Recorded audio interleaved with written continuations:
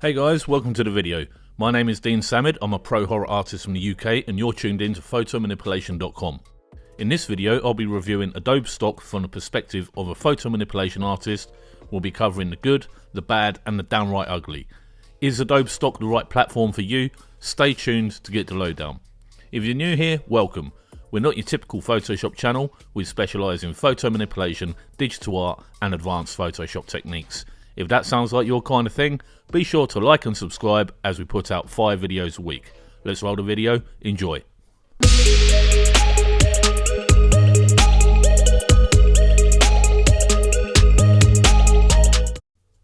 Before we get into the meat and bones of this video, I want to start out with an explanation of why I use premium photo stocks and how they're an essential part of my professional and personal art career. First off, as a pro artist, time is the currency you're dealing with. When you provide a creative service, time really is money. You're an individual producing work to a brief and there's only so many hours in a day to achieve that goal. Trawling free platforms such as DeviantArt or Pexels, etc. it's going to take you a lot longer to find what you need as opposed to using a microstock site such as Adobe Stock. On top of that, there's a high probability that the free elements available aren't suitable for your project or the quality isn't high enough. The biggest issue of all is legality. The free platforms have much lower screening standards than the premium sites, so there's a lot of assets that get through that aren't legal to use. This could include Disney characters, cosplay or video game elements that could get you in a lot of trouble if used for commercial projects. I should point out at this stage, I didn't join Adobe Stock by choice.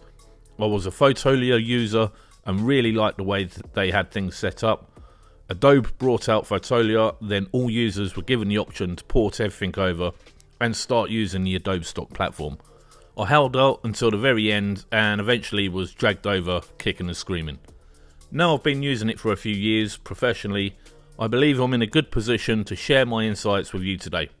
With that out the way, let's have a deep dive into Adobe Stock and how it can help you as a photo manipulation artist from the perspective of buying and using the stocks, not selling them on the site. I'll be covering the good, the bad and the downright ugly of the platform. So stay tuned to the end where I'll give my final verdict. Okay, so we'll start on a positive note with Adobe Stock. I'm just going to do a bit of a demo here and show you the site and the interface and how it works. So the first thing I'm going to mention is that the search functionality is very good.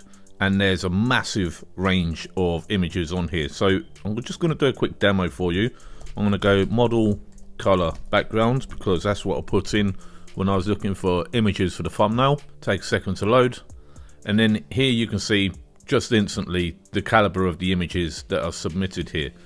At any time you can click on an image and see the exact pixel dimensions for downloading the image. So when it comes to range and quality control, I've really had zero complaints on that front.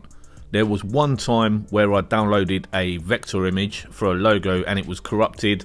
I contacted the customer services and they replaced my credit right away, no dramas there.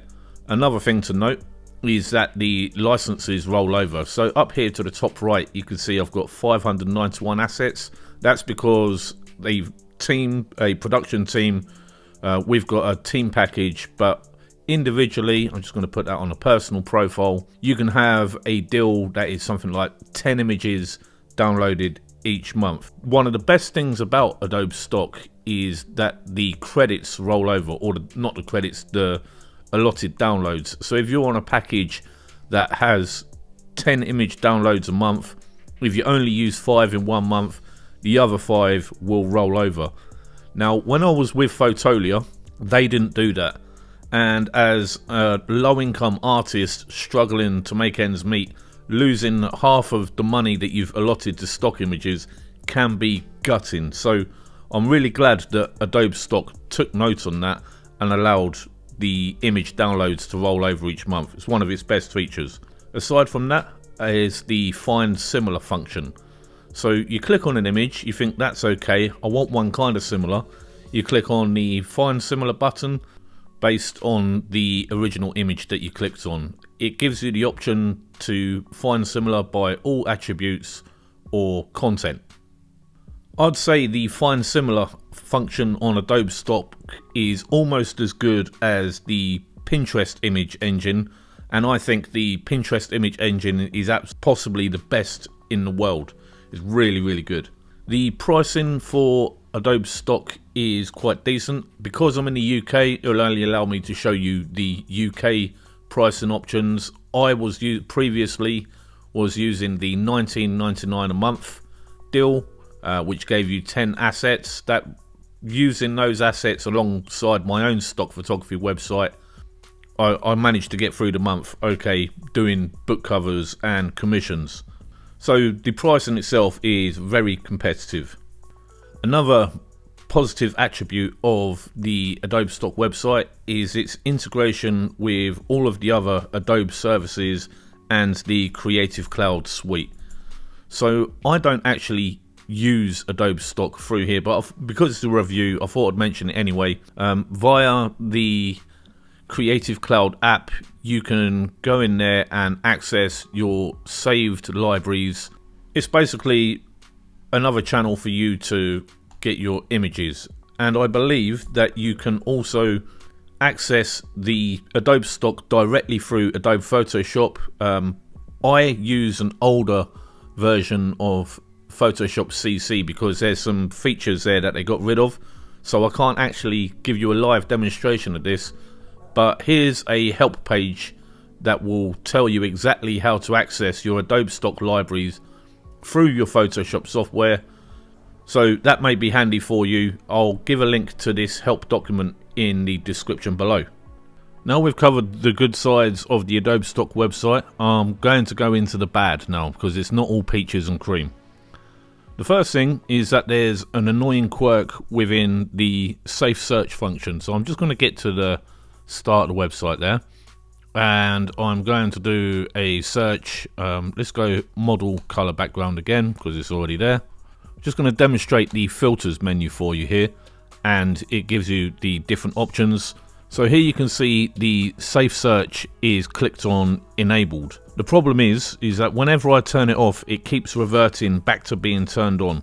So what this filter does is it removes nudity from the search results, and it's super annoying having to continuously toggle the switch on and off if you're working on fine art anatomy projects. Sometimes I need nude figures for creating characters, and having to switch that on and off all the time. Even if you guys know a way to permanently turn that off, it would really help me out. So please leave a comment below if you can help with that one. Another annoying thing, every so often I get an error message. Say I want to save to library, I click save to library and a red message will come up saying you can't save to the library, and then if I refresh the page or click on the image to open it up in a new window, then it will allow me. It's not a major thing, but it kind of slows down the workflow and be quite annoying. The libraries function is actually pretty decent. Saving an image to the library is easy, and then setting up the libraries themselves, all very straightforward. What I don't like is the fact that there's a 1000 image limit for each library, as it means you have to create multiple libraries for a particular image collection. So here you can see I've got new 2, new 3. I would just like to have one gigantic library for each category that I want saved to.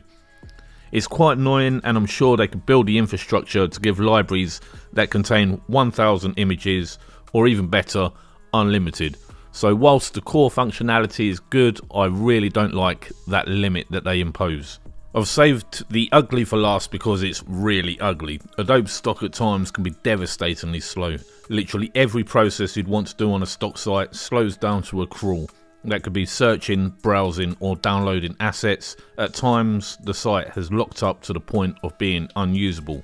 Now over the course of this video I've edited out chunks because the site has taken a long time to load. So let's just get a search term, robot, type that in, and then I'm going to show you in real time how long it takes to load. So that's not too bad. I'll try a search similar function now, and this is the real-time loading speed. Now I have to say that I have a fiber optic connection, and our house is right next to the telephone exchange, so there's really no reason for the site to be this slow. There have been occasions where I've been working to a deadline and the site slowdown has caused me a lot of grief and anguish, holding me back from doing the work that I need to do. After a bit of digging around, I found that clearing the cache on your internet browser can help speed things up, and after doing that the site did improve massively for me. But still, I have a bad taste in my mouth after that inconvenience, and I think it's definitely something that should be mentioned in a review.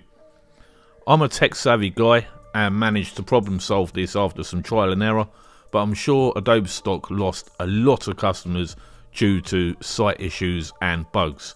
You're a huge tech company, Adobe, we expect a higher standard.